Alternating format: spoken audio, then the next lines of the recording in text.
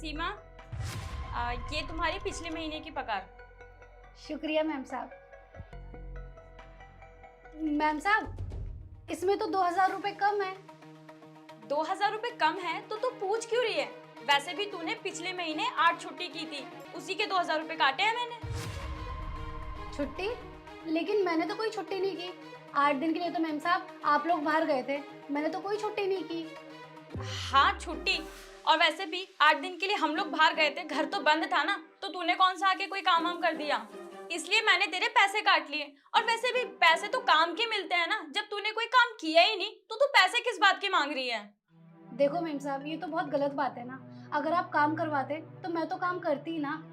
और वैसे भी ये तो आपकी तरफ से दी हुई छुट्टी थी ना, तो इसके पैसे थोड़ी ना काटोगे आप।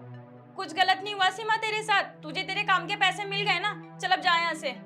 मैम साहब ऐसा मत करिए, मेरा भी परिवार है। पैसे कम पड़ेंगे तो मैं अपने परिवार को कैसे पालूंगी? सीमा, मैंने क्या तेरे परिवार को पालने का ठेका ले रखा है? जितने मिले हैं ना उतने में खुश रहे, चल जा यहाँ से अब। ठीक है मैम साहब।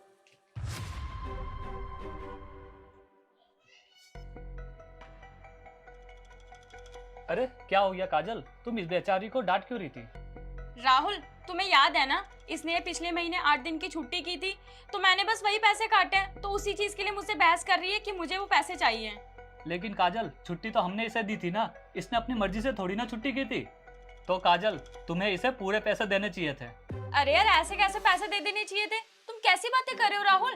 काम थोड़ी हुआ है, काम के तो पैसे दूंगी ना, और मुझे सारी चीजें मैनेज करनी होती है, ऐसे थोड़ी ना हर किसी को पैसे बांटती फिरूंगी। काजल, ये तो गलत बात है ना, ये हमारे घर में कितने समय से काम कर रही है, ये बात तुम्हें समझनी चाहिए। बहुत समय से काम कर रही है ना, तो पैसे दे रहे हैं हम, कोई फ्री में काम नहीं करा रहे इससे। और वैसे भी तुम्हारा बस चले ना, पूरा घर लुटा दो तुम ऐसे लोगों पे। अच्छा, छुट्टी करेगी तो पैसे कटेंगे?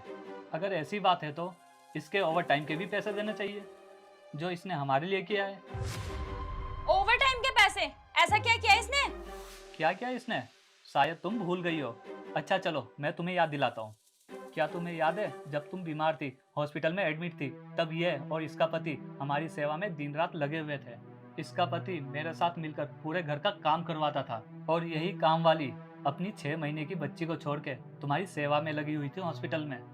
उस समय इन्होंने ये नहीं सोचा था कि ये ओवर टाइम कर रहे हैं या ज़्यादा काम कर रहे हैं। अगर ये चाहती तो दिन में अपना काम निपटा के शाम को चली जाती, पर इन दोनों ने ये बिल्कुल भी नहीं देखा कि दिन है या रात, ये दोनों हमारी सेवा में लगे रहे। लेकिन इन्होंने कभी भी हमसे ओवर टाइम के पैसे नहीं मांगे।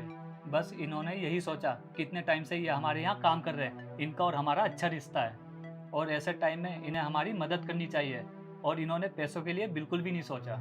और तुम्हें पता है, जहाँ पे हमारे रिश्तेदार हमारे साथ खड़े नहीं थे, वहाँ पे ये लोग हमारे साथ खड़े थे। और तुम ही बताओ, अगर ये लोग नहीं होते तो ये सारी चीज़ें मैं अकेले कैसे संभालता? तुम्हारा ध्यान रखना, घर संभालना, ऑफिस का काम करना, इन्होंने हमारी मदद की, तभी तो हम ये सब काम कर पाए ना। तो अगर छुट्टी करने के पैसे कट सकते तो इन्हें ओवर टाइम के पैसे मिलने चाहिए ना। राहुल, मुझे बिल्कुल भी एहसास नहीं हुआ कि इन्होंने इतना कुछ किया है हमारे लिए। हाँ, इन्होंने पैसों के लिए नहीं किया ये सब, बल्कि इंसानियत के नाते किया है। और सोचो, जो हमारे लिए इतना मेहनत करते हैं और हम उन्हें उनके मेहनत के पैसे नहीं देते, तो सोचो आप, उन्हें कितना बुरा लगेगा। हाँ राहुल, तुम ना बिल्कुल सही कह रहे हो, मुझे ऐसा नहीं करना चाहिए था इनके साथ। अब तुम ही बताओ मैं क्या करूं? अरे तुम बिल्कुल भी टेंशन मत लो। ये लो, ये 2500 रुपये है, तुम इसे जाके दे के आओ। ठीक है। सीमा, जरा इधर आ। जी मैम साहब, अभी आई। जी मैम साहब। सीमा, मुझे माफ कर दो प्लीज।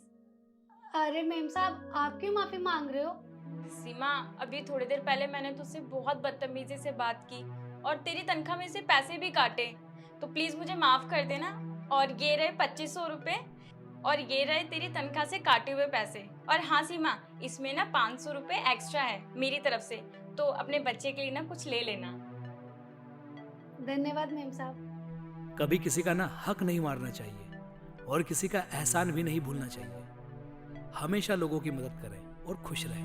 वीडियो अच्छी लगी तो आगे भेजें। जय हिंद, जय भारत।